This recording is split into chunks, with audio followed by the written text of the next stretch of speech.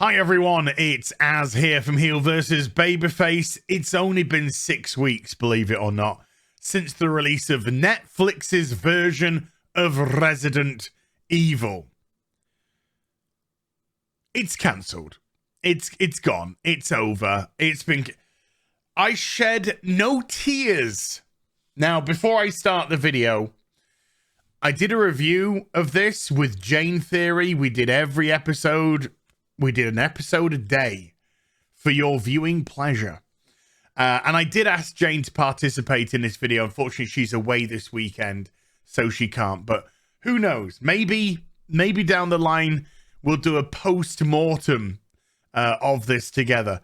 But look, when we were reviewing the show, there was no doubt in my mind that this was not going to make it to season 2. And one of the reasons was it was fucking dog shit. You know, you can put fancy words there. You know, you can put some nice metaphors or similes or whatever you want. But the long and the short of it is, it was absolutely pathetically bad.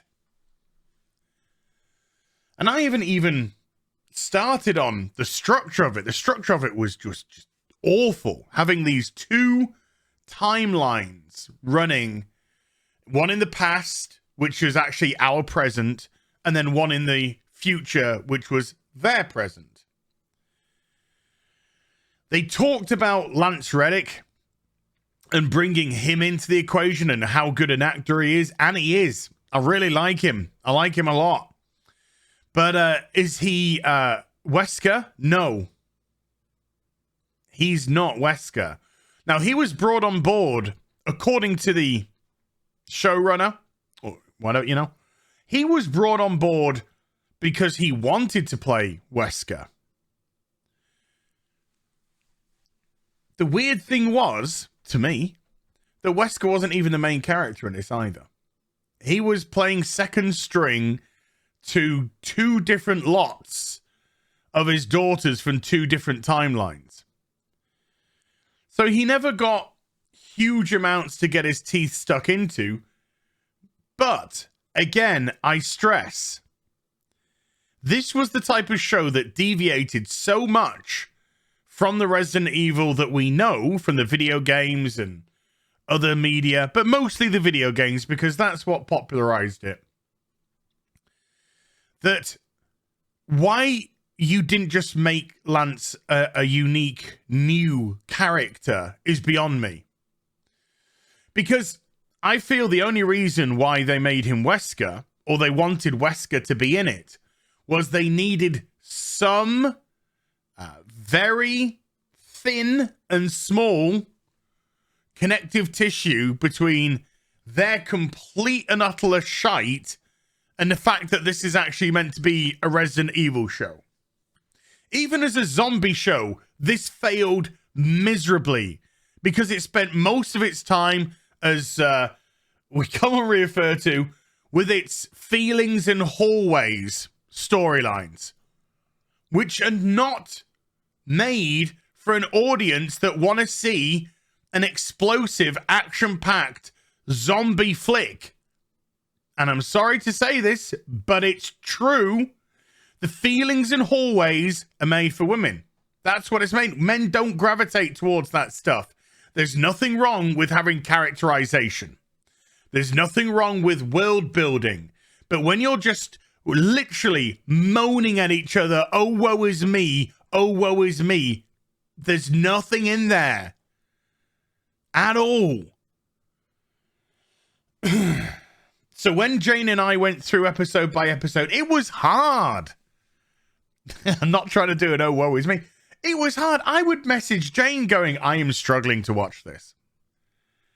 I am struggling because it was so poor. And some of the decisions in the show, having that crazy Evelyn scene where she's being mind controlled because of excess T virus in her system. What the fuck ever. The fact that it wasn't really built upon the T virus. It was built upon their antidepressant You know, the amount of current world, my world that I live in, self-insert, it was just awful. In case you don't know, folks, this zombie outbreak has left 6 billion people either dead or zombified, one or the other. And according to the show, there are only 15 million people left on the planet.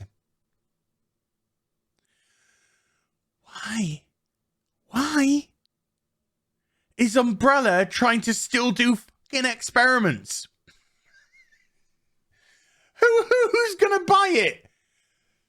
And even who's gonna buy it? What are they gonna fucking spend the money on? There's no network of anything anymore, of supply. And so you've got this world with barely anyone left. It's now an extinction event. It's now an extinction event. 15 million people left on the planet. Woo! We'd be in trouble if we lost 10% of our world population right now. But you got 15 million people left, and you've got, man, we got Umbrella as the bad guy. Because Resident Evil, believe it or not, even though it's a zombie show, doesn't work when the world's been changed. It works in outbreak scenarios. Small pockets. Small pockets which, if they aren't contained, could spread worldwide. But once you have had the whole thing spread, it's over. And then when you have the whole thing spread, and then you just got feelings in hallways, I don't give a fuck. We don't even need to read. Okay. We just got a headline there. But I want to bring this headline up.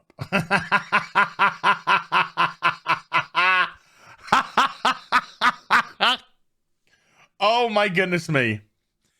Don't mind me. Just going to have a little aperitif. GameSpot. Review of the Resident Evil series. Netflix's Resident Evil review. Easily the best adaptation of the zombie franchise yet. And you wonder why people point and laugh at mainstream media.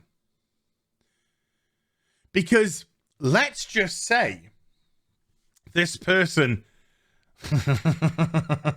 isn't being a massive shill. The absolute level of objective opinion, and I know it's singular, so, you know, it's your opinion, subjective, but objective opinion, it's just not even there. The quality's not even there. They're not even hiring good people. They're hiring stupid monkeys that can hit a keyboard.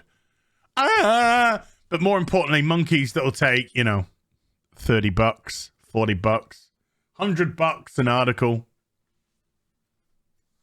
so they can buy more cat food. 9 out of 10. The good. Telling 2 stories 14 years apart worked surprisingly well. No, it didn't. It was janky. It was awful because, do you know what? When you're doing one 14 years in the future, you know what's gonna fucking happen. So you have one storyline where you know what's gonna happen. Just telling a boring, inane story about feelings in hallways. The newly created characters are excellent introductions to this horrible world. No, they weren't. The sisters were fucking awful, both of them. They were awful as kids. They were awful as adults. They didn't care about people. They had no empathy whatsoever. They were so selfish, it hurt. And of course, because we live in current day, they were the bestest ever.